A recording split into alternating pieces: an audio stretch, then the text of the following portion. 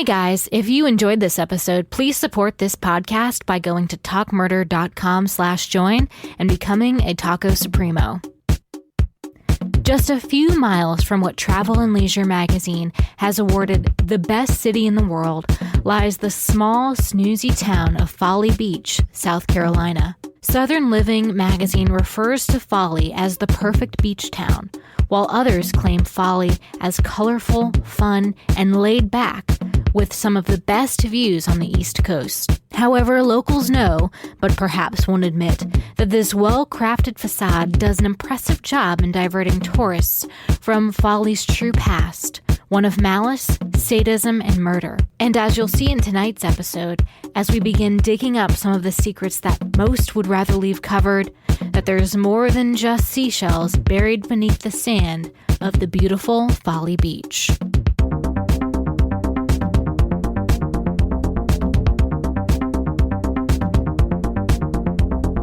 Oh, John, before I forget, Alan had a comment for you on the last episode about the guns. What did he say? Okay, so Alan is our gun expert here, and he says, "Oh, John, you can indeed buy full auto firearms in the States. The stipulation is that an individual has to apply for and pass an incredibly deep, completely up your ass, background check conducted by the ATF, along with paying an insane fee for the license in order to own one. Along with the fee, in order to buy a full auto firearm, expect to pay over $4,000 for the firearm itself. Also, there are different licenses required for different types, each costing more than the other to go from old, heavy, full auto all the way to the small stuff like an MP5. Jesus, what kind of person? I mean, who would they? I mean, people with money can do it, or people that and they also have to, pass they that have to background have a reason test to have one. It seems and like who needs? At least it seems like it's a thorough background check, according to Alan, which is good. Well, there you go. Steve, gotta tell you, we're getting a lot of love on that story, and I appreciate that. We are the only podcast that's ever done it. That always makes me feel warm and fuzzy inside. How come the only stories you guys like is when we get hammered? All right, guys, tonight's story is a local story here for us at the Talk Murder House. Sweet. And you may have noticed before live shows, recently I started doing stories from whatever city that I was going to do a live show in. So this weekend we have a live show here in Charleston. So I thought I would cover the Folly Beach serial killer tonight. So it's just me and Nicole tonight. So she will be my narrator. So Nicole, can you please describe these two girls right here? So these girls look awfully young. I mean, not like children young, but they look like very young teenage girls, like maybe 13 or so. They're white with medium length hair, freckles. It looks like one of them has braces. Yeah, what year do you think this is? Probably 1978. Yeah, that's pretty close. We're actually going to May 23rd, 1973. So the two girls here that we're starting with tonight, they were best friends. Alexis Ann Latimer, she was 13. She is, if you go to talkmurder.com, you can see these photos. Alexis is the one on the right there. Okay. And then Sherry Jan Clark, that's her on the left. So go to talkmurder.com to see those. They look photos. like they should be in the Brady Bunch. Yeah, I mean, they definitely had the Brady Bunch 70s haircut. Yeah. That was 70s, right? Yeah, I think so. Yeah. So it is a Wednesday, May 23rd, 1973. Now, Sherry is actually visiting Alexis at their parents' beach home. They had just bought this house. And, well, before we get started, Nicole, can you tell me all about Folly Beach? Sure. Well, Folly Beach is, so Charleston, there's no actual beach on the Charleston Peninsula. There's the Battery downtown. So when you come to our neck of the woods, there's two beaches that are barrier islands, Isle of Palms and Sullivan's. And then going south of the Charleston Peninsula is where you get to James Island, Johns Island, and then further down south you have Kiowa and Seabrook. So Folly Beach is the main beach just south of Charleston. It is a kind of a rowdier beach than I would say Isle of Palms and Sullivan's. A lot more like hippie laid back, but that's also, what you see in James Island and Johns Island at least today. Like much more, I don't want to say like overgrown. That's not the right word. Like things are more spread out. But Folly is known to be like a little rowdier, a little more like touristy even. There's the Folly Beach Pier, a lot of surfers, but it's a fun time. A lot of beach bars. Up until recently, alcohol was allowed on the beach there. Here we are more closer to some of the other islands, and we stay away from Folly Beach because if you were to tell me this story tonight and you didn't tell me which beach this happened on, but it was in the nearby area, I would automatically guess Folly Beach. So if that tells you something about that beach compared to the others. But Alexis Latimer and her family, they're restoring this old beach house that they bought, probably a great deal in the 70s too. Oh, yeah. And I don't know if they still have it. I really doubt they do. Watching an interview with her mother, she really didn't seem too keen on Folly Beach. I don't blame her. It's a Wednesday. They're actually about to go back home and retire for the night. They've been painting this thing. They're trying to get it ready for the summer. It's May 23rd, 1973. The two girls say they're going for a little walk, a little stroll on the beach. And Mary, the mother of Alexis Latimer, is kind of hesitant. But she's like, okay, just be back in 30 minutes because we're literally packing up right now and leaving. So they're like, okay, good, we'll be back. That was the last time that Mary and her friends and family and anyone else had seen these two girls alive. Let me tell you a little bit about Sherry and Alexis. They were both Beta Club members. They were in middle school, obviously. What's Beta Club? Oh, I don't know. I thought you knew that. Oh, no. Oh, I thought that was like some smart thing. I don't know. I definitely wasn't in no Beta Club. I was in the Alpha Club. They're both Beta Club members. They're very popular in their school, and they're obviously about to start high school. And they're going in. This is the summer going into their freshman year. Yeah, so they're about to go in their freshman year. They're best friends, but they have plenty of friends. They're very popular in their school system. Now, the Folly Beach police get the report of the missing teenagers from Mary Latimer, and let's just say they did not do anything for 2 weeks at all. They did nothing. And so when the girls are missing, so the girls go missing. So they go walk on the beach.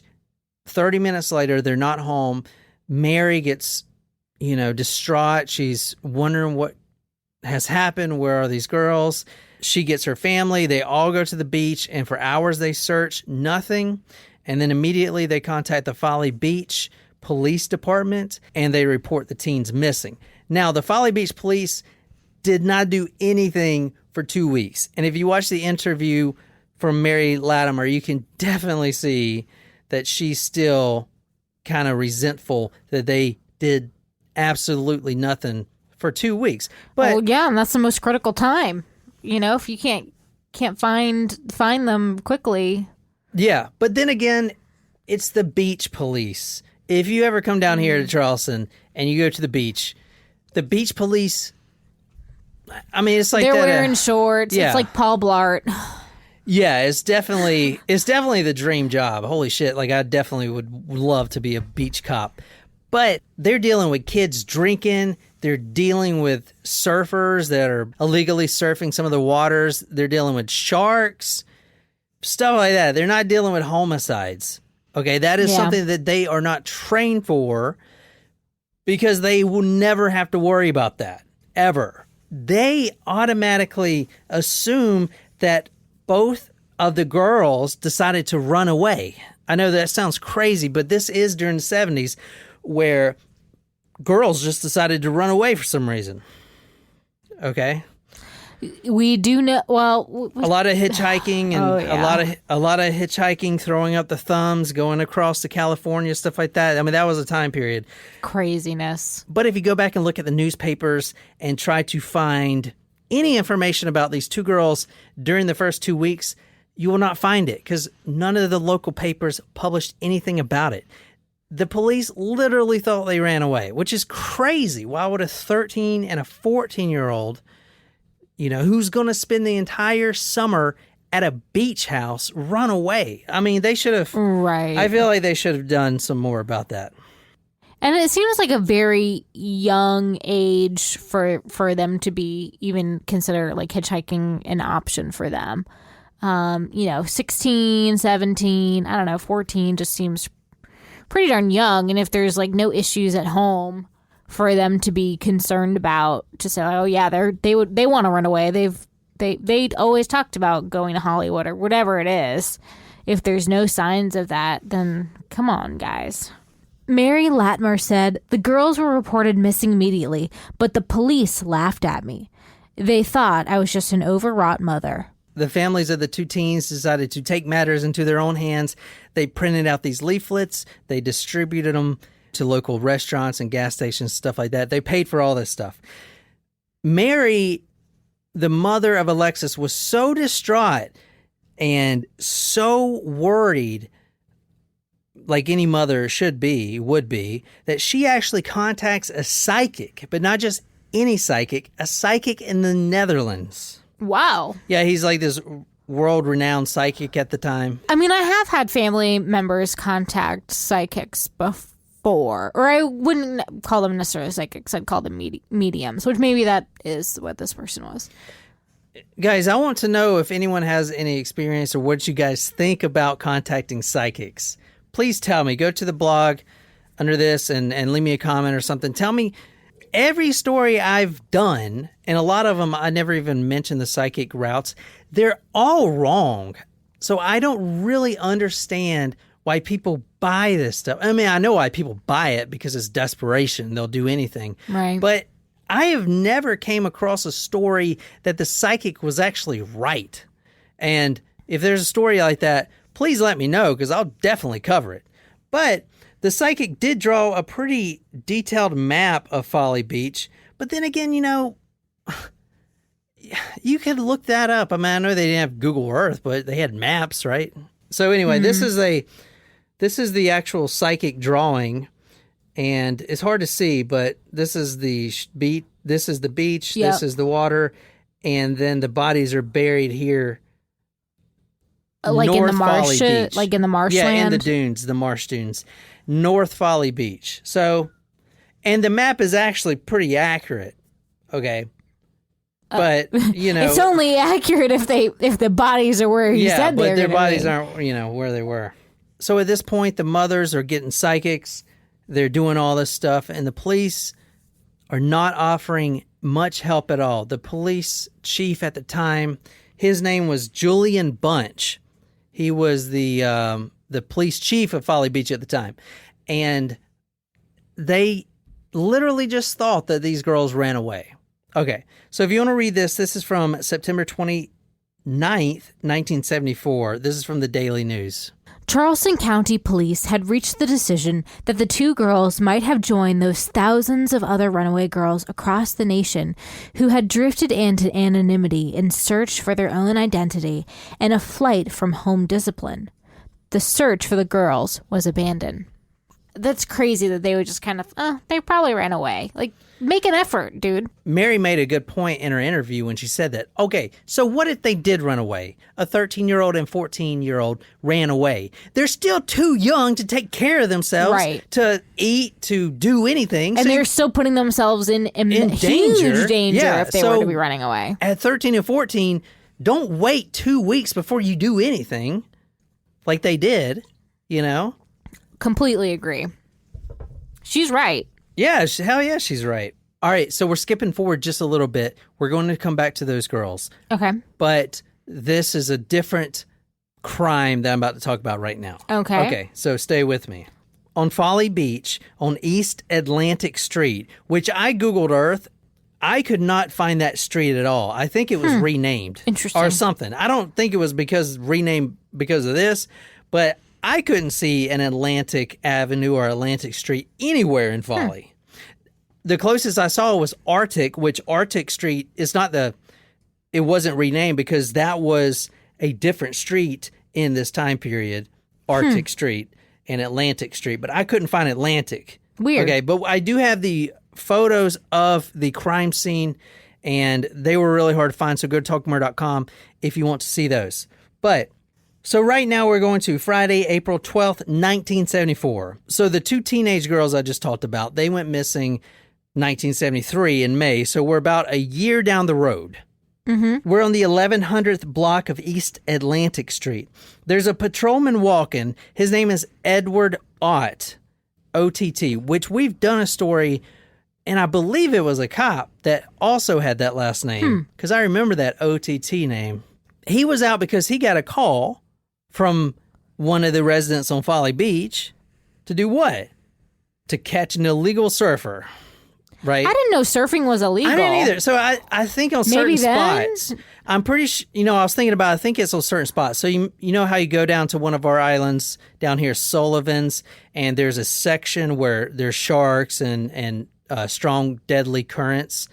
Surfing's illegal there. So I'm thinking that he was just going out to catch someone that is surfing in one of those deadly current areas. But I'm not 100% sure. He is walking back to his patrol car when he hears a very faint but still audible scream from a girl.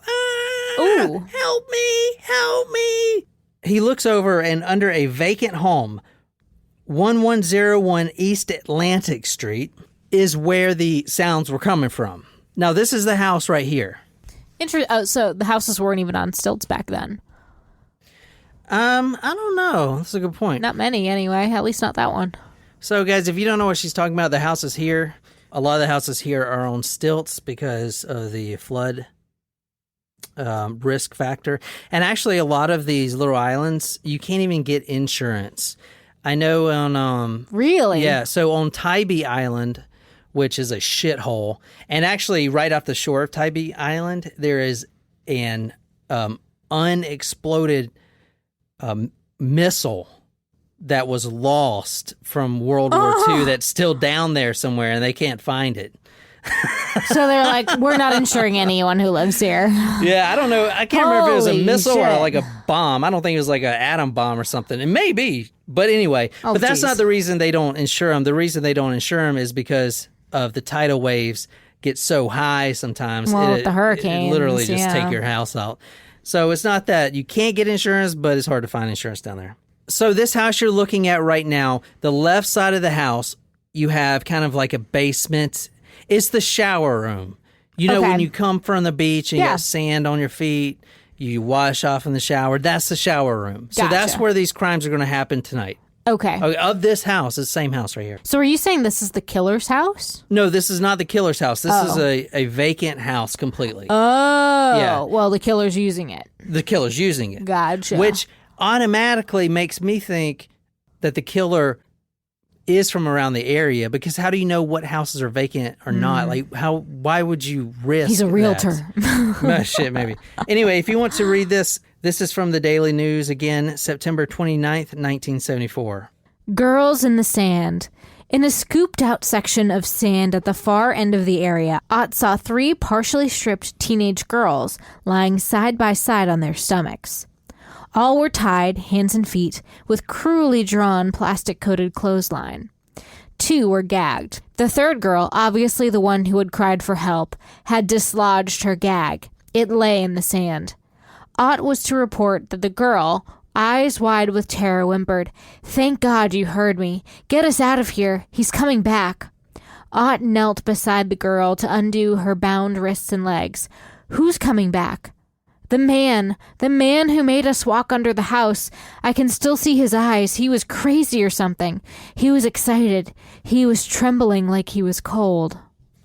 That's freaking creepy. Wow. It reminds me a lot of Ted Bundy, those, where he gets excited and it's just kind of eerie, Ugh. Yeah. Anyway, so 3 girls were bound and tied under this house you're looking at right here. In that room, that shower room. Right. Jeez. Now, this was actually Good Friday. So, again, this was the evening, Friday, April 12th, 1974. So it's still, this is like off season. This is not peak of summer. That's why it was probably a vacant house. Now, these girls were actually from Somerville, which is a local town here.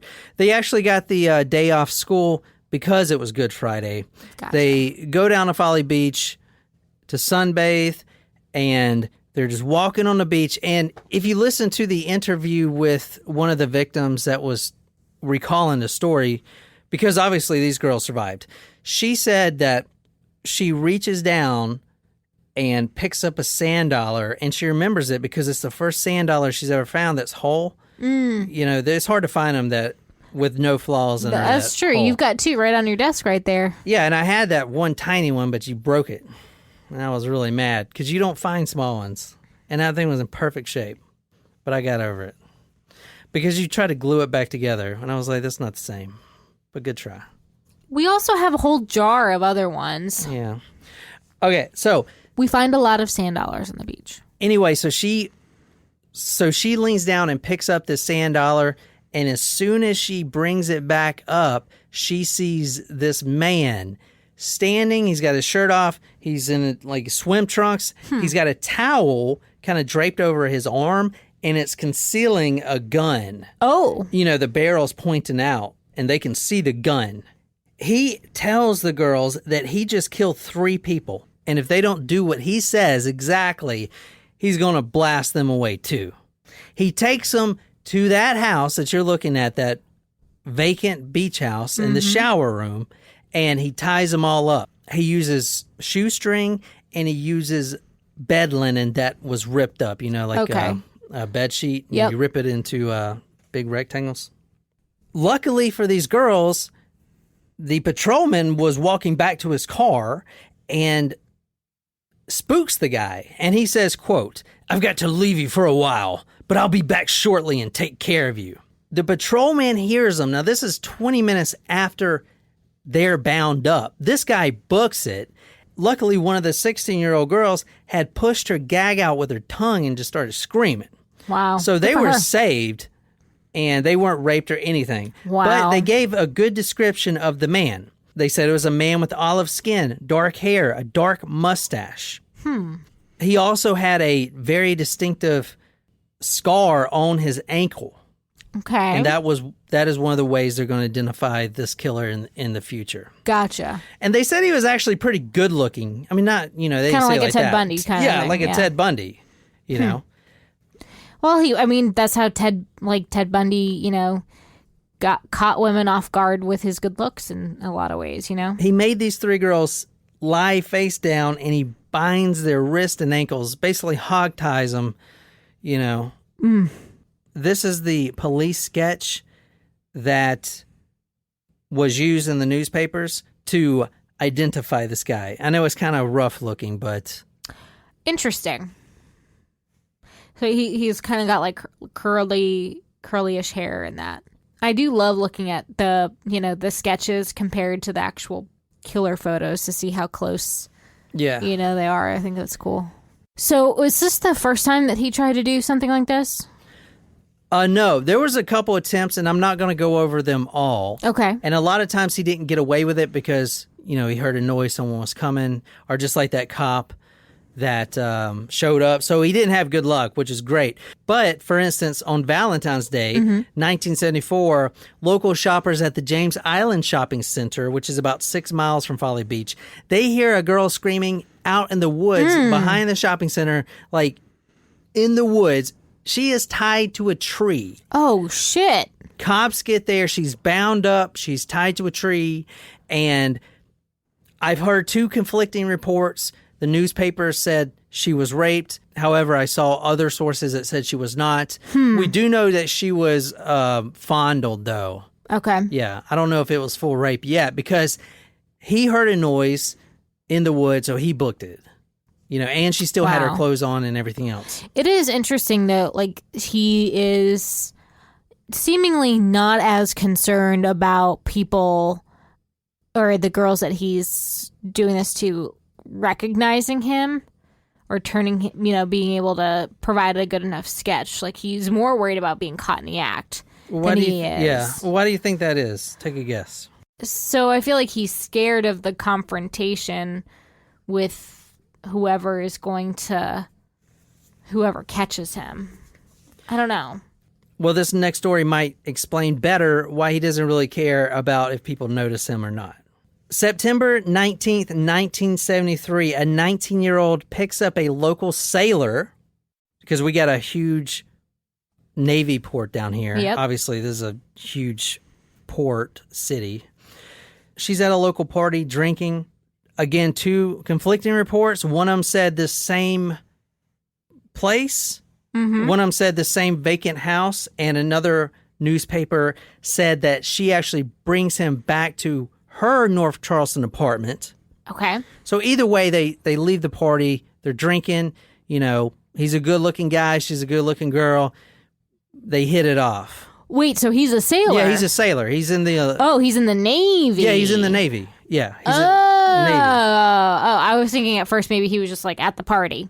Oh, no. He's a sailor, which is why he may not have cared about if anyone can identify him. Because, number one, he'll spend, 4 years here and then go to his next duty station. Mm-hmm. You know what I'm saying? If this didn't happen here, it would have happened in whatever duty station he was at. Right. If it wasn't Charleston, it would have been the same story wherever he was at. You could have said, we all kind of look the same. We all kind of have the same haircut. So are they really going to, you know what I mean? She brings him back to her apartment in North Charleston. Immediately, complete changeover. He goes to beast mode and starts pushing her on the floor, tries to assault her, is hitting her in the face, just being completely crazed. Completely different from the nice guy that she just met at this party. She gets thrown on the floor. He's pushing her head down in the pillow, everything else. He binds her up completely with his shoestrings, ankles behind back, tied to her wrist. She thinks she's going to die. She challenges him, and this is what saves her life. And this does kind of remind me of one of the victims of Ted Bundy.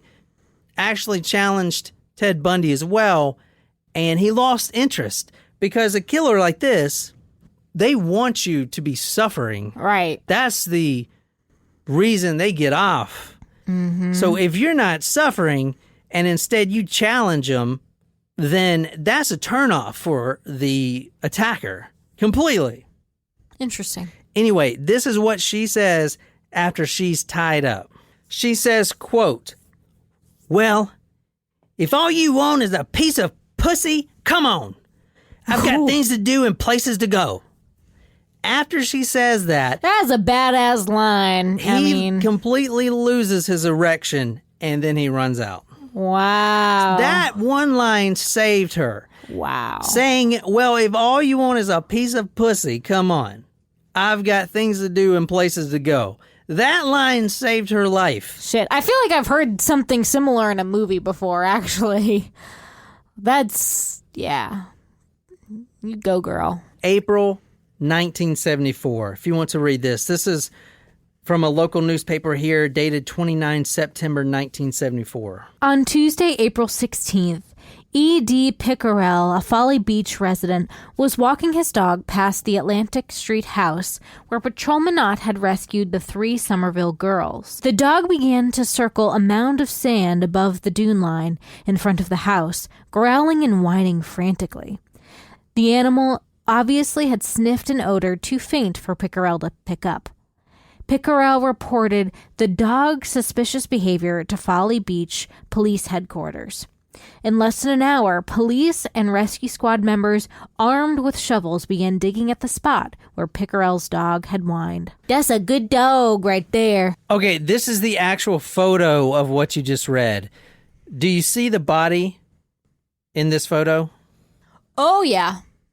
Yeah, so you can see it barely. It's black and white. If you want to see it, go to talkmurder.com. Very freaky looking. Yeah, it's very creepy. That is the actual unearthed body that they found. Okay. Is it one of the two girls? It is not one of the two girls. Oh, wow. Now, Joel Sexton, which was the medical examiner for Charleston County at the time, said that the victim, which was a teenage female, was strangled with a cloth tied around her neck. Actually, there was still some cloth on the victim's neck. I mean, it was skeletal remains at this point. One report I read said the bulldozer had actually was doing a scoop and blonde hair came out of the, it was like attached to the, the forks of the bulldozer. Ooh. The bucket. It's got the spiky forks on it. Oh, yeah. So did they accidentally dismember the body? It was they just like just picked the it up hair, because the hair doesn't really decompose as fast, I guess. Continuing with that same article, the diggers quickly unearthed the decomposed body of a young girl who lay face down with rotting tatters of plastic-coated clothesline about her arms and legs. The body apparently had been in its sandy grave for weeks and was presumed to be that of a Mary Bunch. Do you remember that name, Bunch? I do. I said it earlier. Who was I talking about when I said his name is Bunch, Julian Bunch? It's the police chief. No freaking way. Yeah, the police chief that said, oh, they're probably runaways. His daughter became one of these missing girls. Oof, the police chief's That is some daughter. Cold justice for that first mom. I mean, like... Yeah, oh, yes. Man, she's probably like, that's what you get for fucking saying my kids ran away. I mean, my it's daughter sad, ran away. but shit, dude. I mean, because now we definitely have a serial killer. Those other two girls didn't run away. Yeah. There's no way. The police chief's daughter, I mean, it wasn't... That's terrible publicity for... him in the town. It's like, oh, they only gave a shit when it was the police chief's daughter. You know what I mean? I mean, it's sad. That's kind of fucked up. Yeah. This is her right here, Mary Bunch. She's 16 at the time as well. This guy is into very young teenage girls. Yeah. I mean, is that still considered like pedophilia if they're that young? I mean, they're 13. I think so. I 13, think it is. Yeah, that's they're 13 and 14. So this photo from the Associated Press is a profile picture of her. She's got curly hair. It says, body unearthed on beach. The body of 16-year-old Mary Earline Bunch, missing since February 20th, was found buried on Folly Beach Tuesday. So she goes missing February 20th, and she's dug up in April after that dog, finds her remains on the beach. Now, here's some photos that I'm just showing you, Nicole, of, the search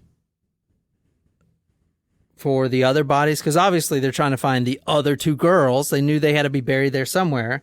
So you see this tract right here of, it's like a huge moat. It's like a huge gutter. That's the bulldozer trying to find these bodies, these other bodies. Wonder how many of Pee Wee's bodies are buried out in that area too. All right, going back now to the girl that met the sailor at the party. You remember that? Mm-hmm. She brings him back to his apartment. Yep. Okay. Now she sees this sketch because she didn't initially report this at all. She didn't know he was a sailor because she met him at a different party, but she let it go completely. And also this guy had a beard at the time, which you wouldn't think a sailor has a beard, but I guess it is the 70s, and they are in the Navy. I don't know. Yeah, you would think that that's not a thing, but... Yeah. So she sees this guy's sketch and immediately thinks back, is like, that's the guy that assaulted me. Wow. And she says that, quote, my abductor was wild-eyed, trembling, and excited. So creepy. Now, what's really screwed up about this is a month later, after this assault took place and she challenged him, she sees this asshole at a party. Oh. Another party. And it's at the Enlisted Men's Club on the naval base. So she sees this guy across the room. How awkward is that shit? At the party, she said, I saw this fellow who tied me up. I pointed him out to a Navy policeman who told me the fellow was Richard Raymond Valenti. The policeman told me to contact you, but I neglected to do that until now. I saw the sketch of the fellow who tied up those 3 girls last Friday, and I knew then I should call you. The fellow in the sketch has to be Valenti. The Navy police can tell you about him. So now they know he's in the Navy. They got a pretty good idea that this is the right guy. This is what he looks like, and you can tell me if he looked anything like his police sketch. So he's he's an Italian-looking guy. Valenti, obviously Italian, and kind of olive skin. I mean, he fits the description. All right, so let me tell you a little bit about this guy. At the time of his arrest, he was 31. He originally is from Brooklyn. You know, all them Italians come from Brooklyn. He joined the Navy in 1962 as a radio operator. He was assigned to the submarine rescue vessel Petrel as a specialist 2-C radar expert. One report that I was reading said he was a petty officer, but that cannot be true because this girl, 19-year-old, saw him at the enlisted club. And plus, he's a radio specialist, not a petty officer. So right, officers wouldn't be hanging out at the enlisted club. Is that what you're saying? Yeah. So he was married at the time of his arrest. Yeah, and he has, which is really fucked up. And I want to know what you guys think of this right here. So please, like, where's his wife at these parties? Hello. At home, I guess, waiting for him to come home. He probably says he's working late. I want you guys to tell me what you think of this. Go to talkmore.com to let me know in the comment section. But this guy has a 5-year-old daughter. Ooh. And he's out raping 13-year-old girls. Ooh, that's so bad. I mean, what kind of guy do you got to be? You have a flesh and blood daughter. Would you want anyone to do that to your daughter? Why the fuck? Like, I just cannot understand. And they're younger, like, they're young girls that he's doing this to for the most part. The ones that he's murdering anyway. Yeah. He got married to Sharon Wetmore. She actually had 2 kids of her own before they got married. So he's got 3 kids, 2 stepkids, and then 1 biological daughter. And they met while he was in a duty station in Florida. So like I said, he's probably not worried about being recognized because he's on the move. He'll spend 3 or 4 years in Charleston and then go wherever. You know, who knows, wherever the Navy takes him. Another thing that's really fucked up about this guy is he lived a block away from that house, that vacant house that he used to kill all 3 of these girls. A block away in an apartment. He actually, during the search, you saw the search of the bulldozers and everyone on the beach, all the cops. During the search, because it gets hot out there, he was letting the cops come in, use the bathroom, get water. He would make them food. He would come out there and hang out and talk. At the crime scene, while they're digging these people up, his wife would bring him coffee. Wow. It was just like, what the fuck? She prepared sandwiches for him. Did she not think that he was... I don't think that she knew that it was her husband, which I can't believe she wouldn't suspect it. Because, as you'll hear in a minute, she did find out that he was into this bondage thing. She found a bunch of what the newspaper at the time considered, quote, choke porn that he had stashed away under the house. Under the house? Yeah, so he was stashing it away under the house so she couldn't find it. It was choke porn. Basically, I don't know, choke porn, BDSM shit. Anyway, if you want to read this is from the Daily News, 29th September 1974. The Valentis generously extended the run of the house and the use of the kitchen, bathroom, and telephone to those involved in the digging. They seemed not to mind as the passing hours filled the apartment with a dozen reporters, TV cameramen, and policemen. Valenti made several pots of coffee. His wife prepared sandwiches. Valenti, dark-haired and clean-shaven, left the house several times to visit the digging scene. Each time, he asked in a soft voice, "Anything new? Found anything else?" Reporters noticed that when he returned home, he would relax in an easy chair and begin idly thumbing a Bible. Yeah. Wow, what a freaking weirdo. Neighbors actually called him a, quote, super Christian. Of course he was. Yeah, he was a super Christian. The last episode, how that turned out. Yeah, and then a lot of the photos that were taken when he was arrested and go into trial, and in the courtroom, he's holding a Bible. Kind of interesting. I'm surprised that they would let him go to the digging scene. Well, he just showed up. It's kind of like that body that washed up on the shore a few weeks ago, and I was there. Not that I had anything to do with that. No, but he's like digging up when they're searching. That's weird. But a lot of locals were there helping and stuff. It's not just he's the only guy. I know, but it's his murders. What's going on? I know. It reminds me of that Australian story, that podcast we listened to. Where are you digging? Remember that? Yeah, that was a good story. one. So he was arrested and quickly confessed to all of this. It was like an hour and a half interview, and he confessed to everything. He's like, it was me. Completely me. Wow, he clearly did not go through the right training in the Navy. You're not supposed to divulge secrets, dude. On the tape and in the statement, he gave the first clues to his sexually deviant fetish for binding and gagging women. Such a practice, he said, gave him an emotional sense of dominating women, of bringing them under his total control.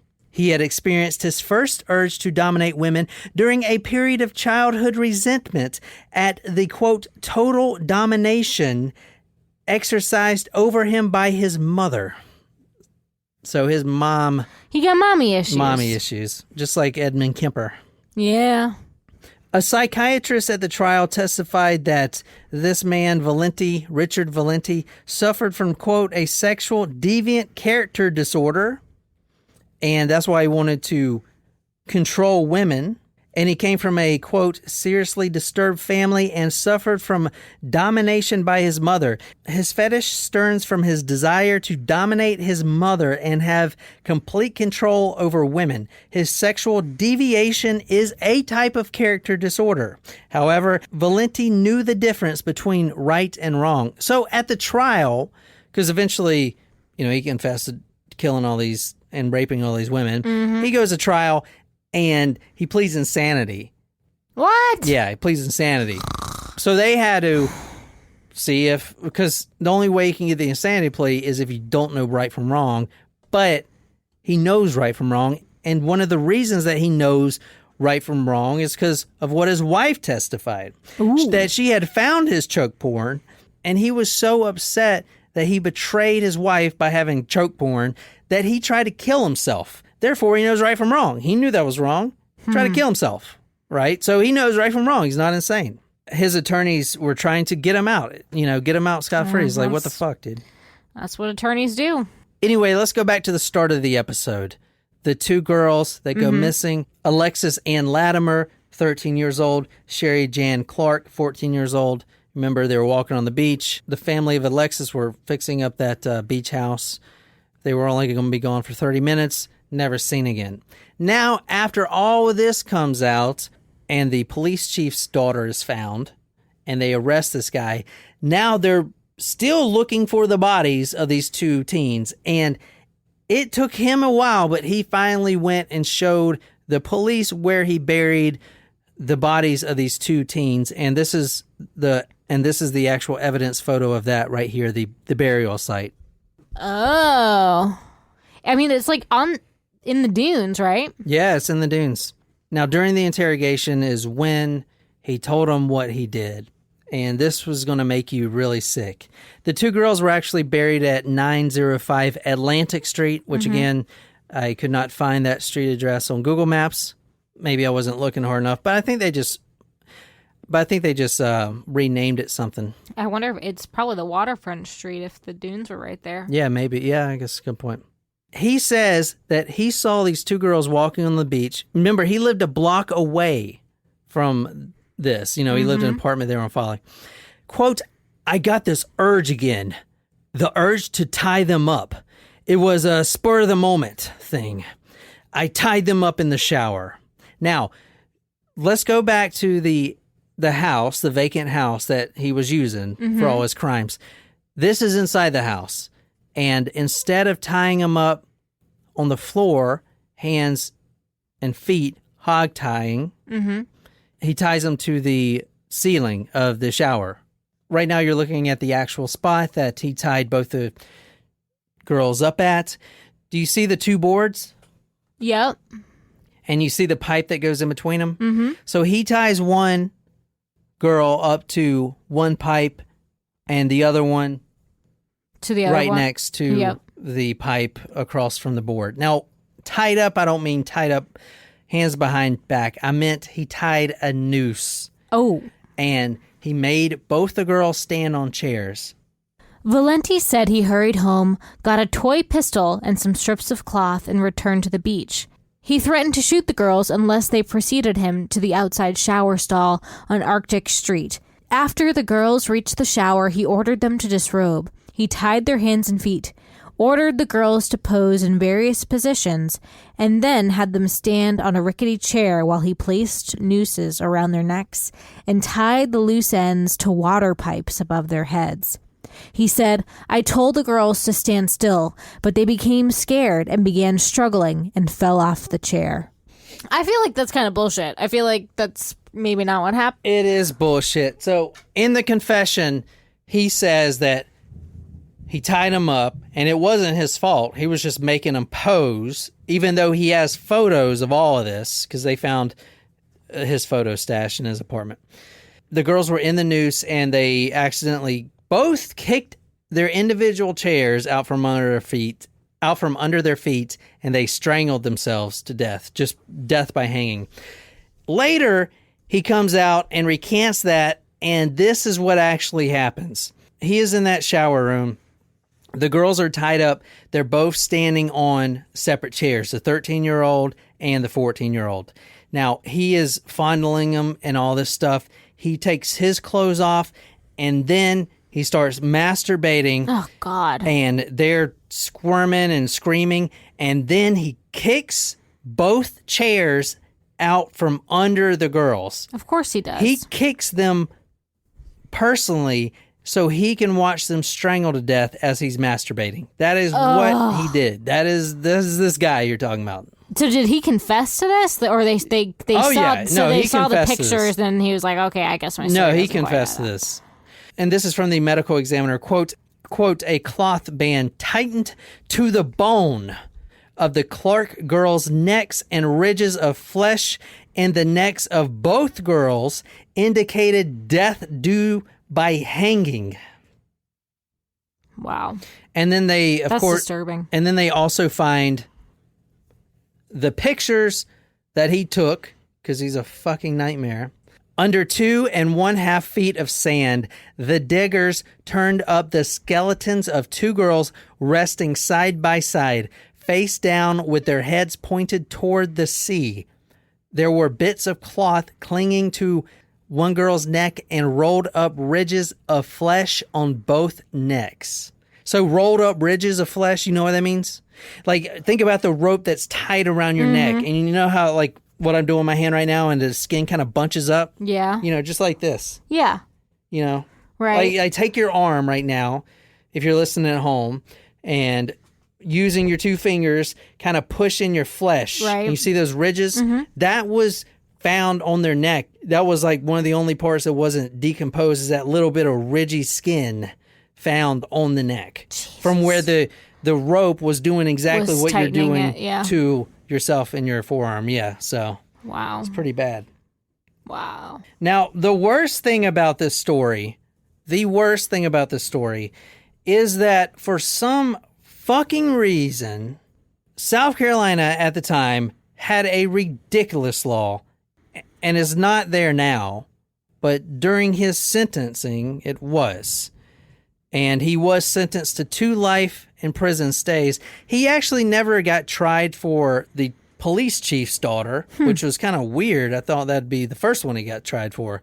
But the stupid ass rule that they used to have in South Carolina, which they no longer do, but when he was sentenced to his 2 life sentences, said that after 10 years of prison time, he's eligible for parole.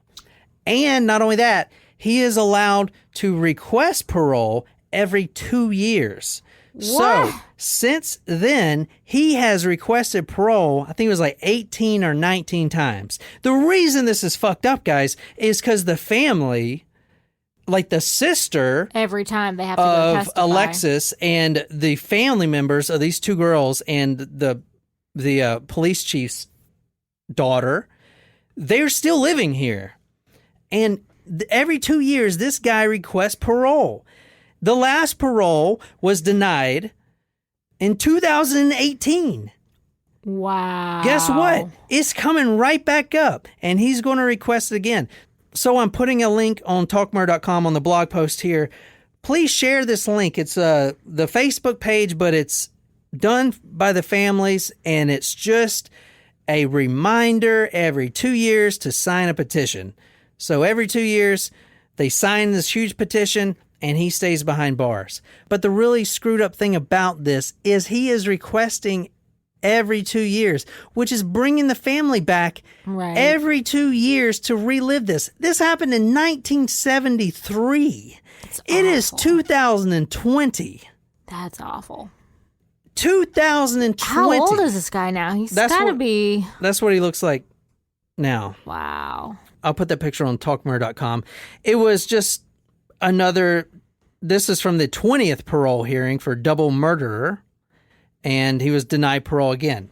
Now, he says that getting out of prison isn't the most important thing in his life. Well, why the fuck do you request it every 2 years, you piece of shit?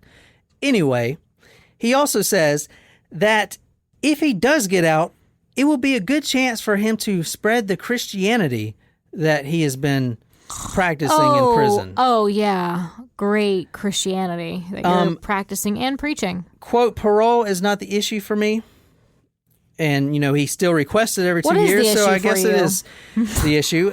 Quote, the quality of life I live in the Lord is the issue for me. All right, Chris Watts. Wow. You fucking piece of shit. I'm surprised that even though that law doesn't exist anymore, that he would still be allowed to do that. Or all they might have to do, a loophole around that, just because they changed the law after he was convicted. Is trying for the other murder? Trying for the other murder, put him away, and sorry dude, life, no parole. Yeah, but he would still get, but that's the thing, if they tried him for the other murder, it would still go under the 1973 rules, and he would still get a chance of parole every 2 years. Would he? Yeah, because the crime... It's based on the law. Yeah, it's based on the year. I don't know how it works. I'm not a lawyer. But I do know that this guy is requesting every 2 years. The last one was 2018, so guess what? 2 years is coming up again. So I'm going to put that link on the Talk Murder page. I'll sign the petition. Yeah, and guys, if you don't mind, just go there and just like the page and just forget about it. Completely forget about it, because when the petition comes back up, you'll get notified. Yeah. And you'll see all this activity. Just go sign it every 2 years. Keep the piece of shit behind bars. Keep the piece of shit behind bars.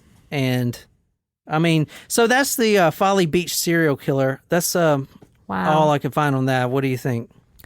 Well, I've always wanted to know the story. I knew that there was a Folly Beach killer, but I didn't know anything about it. Yeah, so Folly Beach, it is the rowdy or the islands, man.